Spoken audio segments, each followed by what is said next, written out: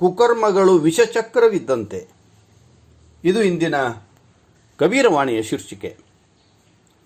ಕಬೀರ ಮಾಯಾ ಬೇಸವ दोनों की एक जात, आवत को आदर करे ಜಾತನ ಬುಜೆ ಬಾತ್.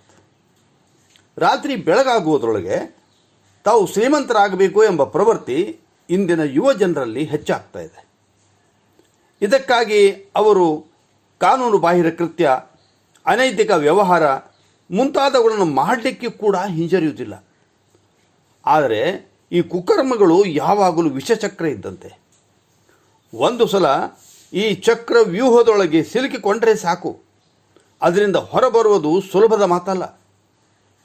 ಇನ್ನು ಕೆಲವರು ಮೋಜಿಗಾಗಿ ಮಾದಕ ವಸ್ತುಗಳ ಸೇವನೆ, ಮಾರಾಟ, ವೇಷಾಸಂಗ, ಜೂಜು ಮುಂತಾದ ಕುಕೃತ್ಯಗಳ ಮೊರೆ ಹೋಗ್ತಾರೆ. ಉದ್ದೇಶ ಯಾವುದೇ ಇದ್ದರೂ ಕೂಡ ಕೊನೆಗೆ ವಿನಾಶ ಒಂದೇ ಅದರ ಪರಿಣಾಮ ಎಂಬುದನ್ನು ಅಲ್ಲಗಳೆಯುವಂತಿಲ್ಲ. ಈ ರೀತಿ ವಿಷಚಕ್ರದ ಸುಳಿಯಲ್ಲಿ ಸಿಲುಕಿದವರು ಅದೆಷ್ಟು ಗೋಗರೆದರೂ ಆಮೇಲೆ ಅವರನ್ನು ರಕ್ಷಿಸುವವರು ಯಾರು? ಇಂಥ ಕುಕರ್ಮಿಗಳ ಸಹಾಯಕ್ಕೆ ಹೋಗುವುದರ ಬದಲು ಅವರು ಮಾಡಿದ ಕರ್ಮ ಅವರೇ ಅನುಭವಿಸಲಿ ಎಂದು ಸಮಾಜ ತನ್ನ ಪಾಡಿಗೆ ತಾನು ಅವರನ್ನು ಬಿಟ್ಟು ಮುಂದೆ ಹೋಗ್ತಾ ಇರ್ತದೆ.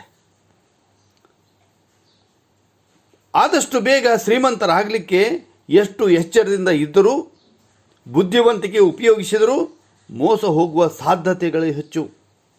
ಈ ವಿಷಯದೊಳಗೆ ಸಂತ ಕಬೀರರು, ಕಬೀರ ಮಾಯೆ ವೇಷೆ ಜಾತಿಯಲ್ಲಿ ಒಂದೇ ಇಬ್ಬರು. ಕಬೀರ ಮಾಯೆ ವೇಷೆ ಜಾತಿಯಲ್ಲಿ ಒಂದೇ ಇಬ್ಬರು, ಬರುವಾಗ ತೋರಿ ಆದರ ಇಲ್ಲದಾಗ ಮಾತಾಡಿಸರು ಎಂದು ಸಮಾಜವನ್ನು ಎಚ್ಚರಿಸಿದ್ದಾರೆ. ಅತಿರೇಕದ ಮೋಹ, ಮಾಯೆ ಮತ್ತು ವೇಶ್ಯೆಯರ ಕರ್ಮ ಸ್ವಭಾವಗಳು ಒಂದೇ. ಅದು ಏನೆಂದರೆ, ಆರಂಭದೊಳಗೆ ಬಣ್ಣ ಬಣ್ಣದ ಮಾತುಗಳನ್ನಾಡಿ, ಬಣ್ಣ ಬಣ್ಣದ ಕನಸುಗಳನ್ನು ತೋರಿಸಿ ತಮ್ಮತ್ತ ಜನರನ್ನು ಸೆಳೆದುಕೊಳ್ತಾರೆ.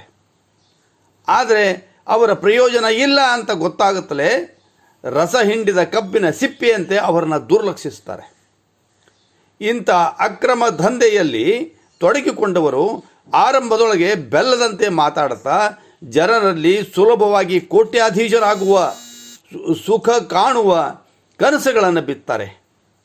ಈ ರೀತಿ ಇನ್ನಿಲ್ಲದ ಆಮಿಷಗಳನ್ನು ಒಡ್ಡಿ ಯುವಕರನ್ನು ಅಡ್ಡದಾರಿಗೆ ಎಳೆದು ತಮ್ಮ ಕೆಲಸ ಆದ ನಂತರ ಅವರನ್ನು ನಿರ್ದಾಕ್ಷಿಣ್ಯವಾಗಿ ತಿಪ್ಪೆಗೆ ಎಸೆಯುತ್ತಾರೆ.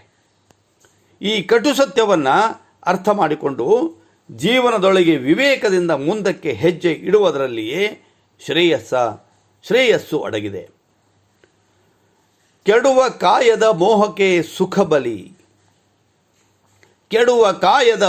ಸುಖ ಬಲಿ, ಉಡುವ ಉಂಬುವ ಬದುಕು ಬಣ್ಣಗೇಡು. ಕೆಡುವ ಕಾಯದ ಮೋಹಕ್ಕೆ ಸುಖ ಬಲಿ, ಉಡುವ ಉಂಬುವ ಬದುಕು ಬಣ್ಣಗೇಡು. ಪಡೆಯಲೆಣಿಸಿದ